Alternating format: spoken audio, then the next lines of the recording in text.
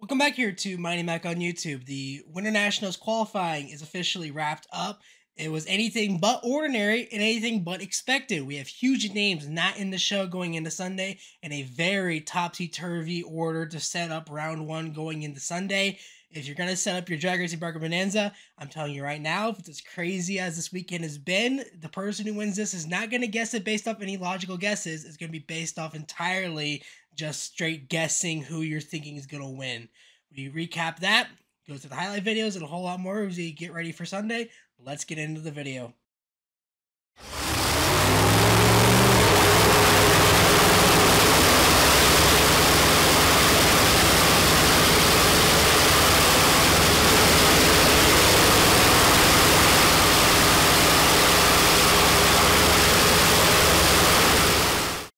So we start off today with the weather. The weather was a huge factor going into this weekend. It looked like as though we were going to have some world record speeds possibly set with the track conditions the way they were, with the weather the way it was. It looked set and primed to be a really fast weekend, but it didn't end up being that way. On Friday for the one and only qualifying session, you barely saw any of the fuel cars. Pro Stock was fine. Top Fuel and Funny Car things got interesting. It seemed like only half the cars made it down the track, and by half the cars making it down the track, I mean they at least smoked the tires at least once, and then they would go down the track and set a high 3-second run, and Funny Car the fastest with a 4-second run at all by Dan Wilkerson, but he ended up going faster today. So it was anything but ordinary. Going into the day for qualifying, rain had washed it out, which looked like you were going to see some really huge names on the show. Guys like John Forts and Lex DeJoria not making the show because of rain. Derek Kramer also not making the show, possibly because of rain, and so on and so forth. Christian Quadra, a whole lot of other names that were possibly not going to be in the show due to the weather. We ended up getting one qualifying session coming into today. They were able just to get that one run in. There were no sportsmen ran today. They were told to pack it up before, like an hour before the fuel cars were even called to the lines.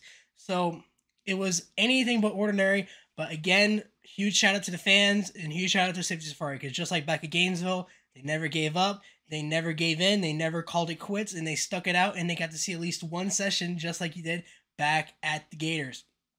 Going through the qualifying order, what I do want to say this. Sorry for the mess. I know this isn't how I usually want to look. I've been fighting a cold throughout the weekend, so if I sound bad, that's because I feel bad. My roommate and cameraman Kevin is in the same position. He actually told me last night, I hope what you have is contagious, because he didn't want to go to work. Well, he still went to work, and he is still sick. So right now he is laying in bed as we try to recover from this. Right now, my favorite candy is Hall's throat lozenges, and my favorite drink right now is Vicks cough syrup.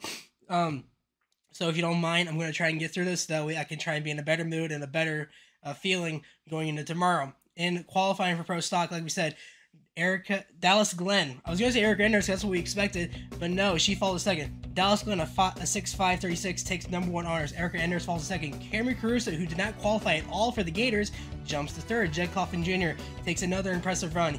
He rounds out fourth. Matt Hartford fifth. Greg Anderson 6th.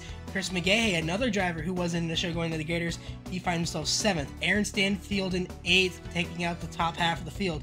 Then you look down there, some other names: Brandon Foster, David Quadra, Troy Coffin Jr., Eric Latino, another car who didn't qualify, Mason McGahey, another driver who did not qualify as well, and Sienna Wildgus rounds out the field in 16th. Now, and on back is where you're going to see some massive names not in the show. Guys like Jerry Tucker was unable to get off the line. Car squared the tires as soon. It sounded like it broke just straight off the tree. He wasn't able to make a run. Same story for Christian Quadra. Last car to go down the track alongside, second to last car to go down the track. I believe it was alongside, I'm trying to remember the name on the top of my head. I believe it was Dallas Glenn, if I'm correct. Neither of those cars made down the line, so they go home. Derek Kramer, another huge one. Winner back at the 4-Way Nationals back at Charlotte. I believe he won the Route 66 Nationals, if I'm correct as well. But again, some huge names: Jerry Tucker, Christian Quadra, and Derek Kramer not going to be in the show going into Sunday eliminations. They pack it up early. So for Christian Quadra, think about this.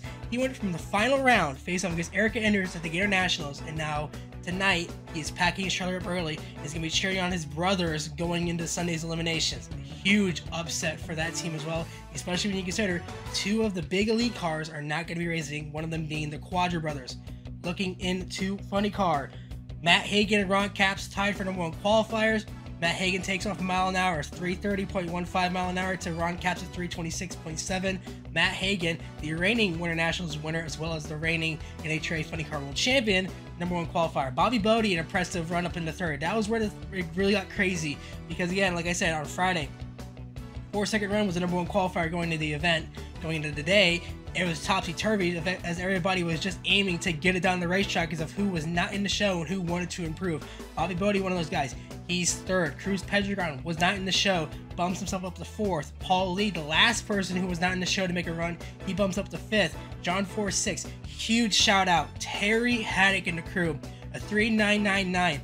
Again, they have been chasing that number for the past 2 years. Terry Haddock's been chasing that number probably since 2008 or before that, since IHRA days. Runs a 3.99 again. They got the 3.99 back at Gainesville. They ran a 3.97 or a 6 back at Gainesville on Friday. So this was a huge deal for them. Not only that, they have a top qualifying spot. If you remember back last year, this team went rounds. This team made it to the semifinals before losing it to Dan Wilkerson in the semifinals. So no, a huge deal for them to try. No, I believe they lost to Ron Capps, if I'm correct. I'm sorry, it's been a year, and again, I'm not feeling too well. So a huge deal for them. It was actually Tim Wilkerson, probably. Regardless, Terry Haddock, #7 qualifier. Huge deal for them. Daniel Wilkerson, who's the #1 qualifier with that 4.014, he stays 8th. Jeff Deal 9th. Chad Green 10th. Jim Campbell in that 2008 Impala. Again, a really good run for them in 11th.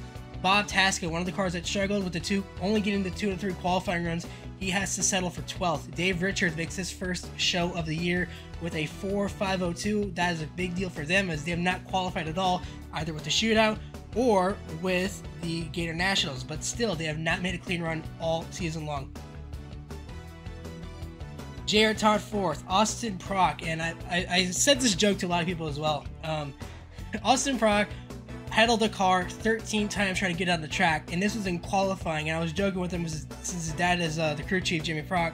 I was like, when Jimmy gets back to that hauler and he sees Austin, he's going to get the belt out because he should not have pedaled that. He was not happy with the way he drove that car, said that was not a good idea. He's lucky he didn't blow that car up, but it gives you really big confidence in how much that guy can wheel that car down a racetrack because, man, oh man, that car did a wheelie just about every single time he blipped the throttle, and he still kept in his lane, still made it down a racetrack, and still improved. It wasn't by much, but he still improved. But regardless, you might want to see if that belt is still on Jimmy Prock's pants because he probably is whipping his son right about now. Then Buddy Hull, the last qualifier. Now here's where things get interesting as well. Alexis Joria, if you remember back at the Pomona NHRA World Finals, Del Worsham got out of the crew chief role and unloaded Alexis' backup car. Neither of them had qualified for the finals. So coming into this weekend, now this is 2 races in a row that the Bandera Premium Tequila Top Fuel Super Funny car is not going to race on Sunday at Pomona. A huge upset for her.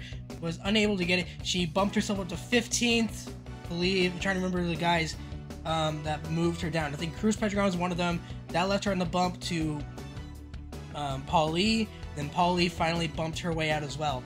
So a huge upset for her. Jason Rupert also not going into the show. Chris Morrell, Steven Densham, and Alex Miladinovic, who had a huge wreck there, vowed to make his return. He did, was unable to get a run in all weekend in the 2 runs. Just car would not work the way he wanted to.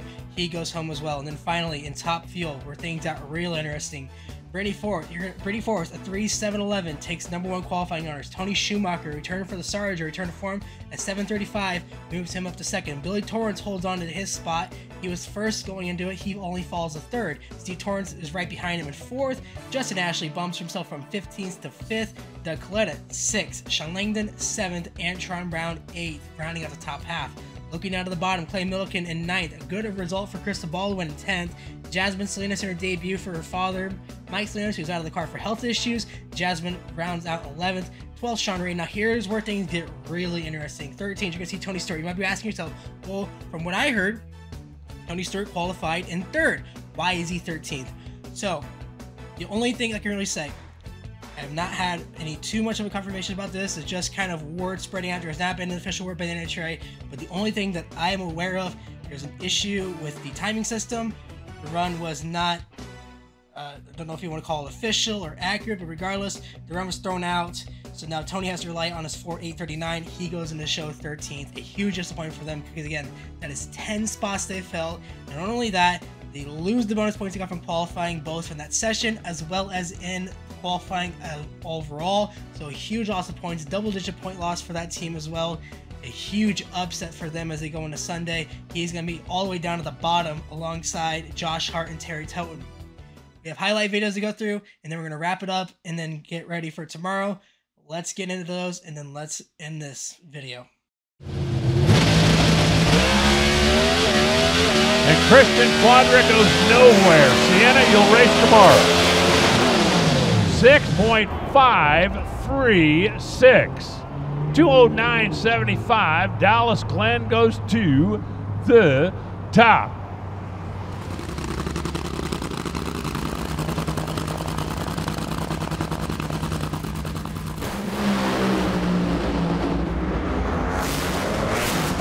Matt Hagan goes 3.8. 9.3. 330 miles an hour, and by speed, the Johnson Horsepower Garage Dodge goes to the top. Identical elapsed time with Ron Capps. Capps was 326. Hagan was 330 miles an hour. That's the tiebreaker. Put Matt number 1.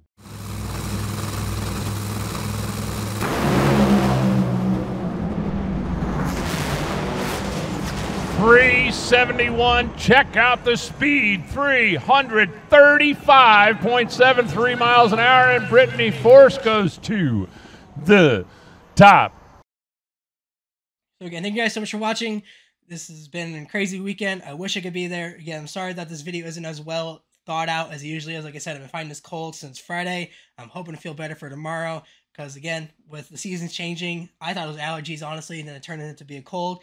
With the season changing, this always happens, especially up here in Indiana. Hopefully, I don't have this because I had this attack me last year, and I really don't want it to because with what we're planning on with May for the 500, as well as the Winternationals, we're going to try and see if we can't work out a way to do double coverage of that weekend. Whole lot of stuff we have planned, and I'd rather honestly get this out of the way now than rather have this attack me in May. So again, thank you guys so much for watching. Be sure to subscribe, be sure to like, comment, share the videos to the drag racing world because, again, with how crazy this weekend has been, tomorrow is not going to be a day you want to miss. Be sure to get your drag racing bracket bonanza picks in. Be sure to lock those ones in if you have a league. Be sure to tell your friends, get everybody involved because, man, oh man, you're going to be in for a show. And I said it as well. Who needs basketball when you have drag racing? Because this is even crazier than anything you're going to see on TBS or TNT. So again, thank you guys so much for watching. Be sure to like, subscribe, comment, follow me on our social media pages down below on Instagram, Twitter, Facebook, TikTok, all that good stuff. Mighty Mac 03. And until next time, this is Mighty Mac, and I'll see you Sunday.